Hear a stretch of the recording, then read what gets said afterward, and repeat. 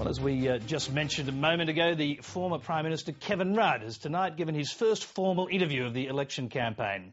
And earlier on the campaign trail, Tony Abbott announced incentives to encourage employers to take on elderly people, while Julia Gillard promised changes to the payment of the baby bonus. From Canberra, Dana Robertson reports. For 6 weeks, Kevin Rudd's held his tongue, but not anymore. The future of KM Rudd is one thing.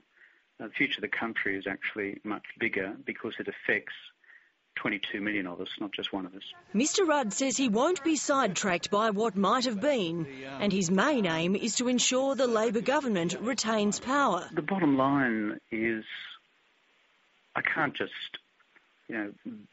stand idly by at the prospect of Mr Abbott sliding into office by default. It's hard to build things up.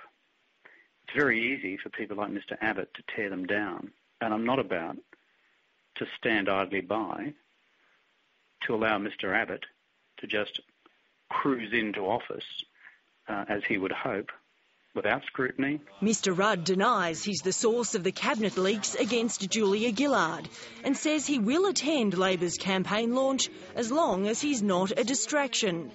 And he's urged people not to vote against the government as a protest against the way he was treated. Whatever their feelings are about recent developments and recent events relating to me, but that's of second and third and fourth level importance. What's of first level importance, absolute first level importance, is the future direction of the country. And 2.5 weeks into the campaign, it's on for young and old. Thank you so much for having me. Tony Abbott's pulled on the whites to take on a growing voting bloc at their own game. I'd better quit while I'm ahead. What do you reckon? The opposition's promising help to get unemployed people over 50 back into the workforce. Employers would receive $3,000 if they give someone a job for more than 6 months. We all know that there is, in fact, serious discrimination against older people in the workforce. Mr Abbott says the scheme would cost the government nothing because it'd no longer be paying the dole. You are a vital part of our society and our economy. On the policy he's announced today, where are the costings? Julia Gillard's targeting a different demographic. After the electoral poison of the so-called private schools hit list in 2004, Labor's shied away from shaking up school funding.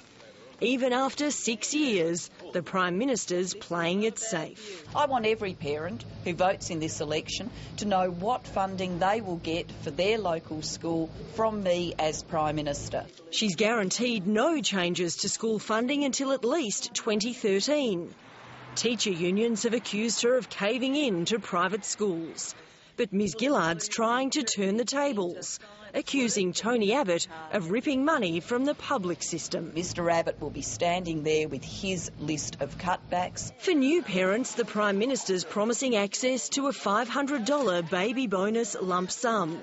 And families with older children will be able to get an advance on their family benefits in times of trouble. The washing machine breaks down, the car breaks down, your son or your daughter gets selected for the tennis team and they need a new racket. At the halfway point of this campaign, Tony Abbott's gaining confidence. He's now declaring the election is winnable and says Julia Gillard's campaign is in deep trouble. Whether or not Kevin Rudd's words prove a help or a hindrance for Labor won't be known for another 17 days. But they will undoubtedly be yet another distraction from the Gillard campaign tomorrow. Dana Robertson, Lateline.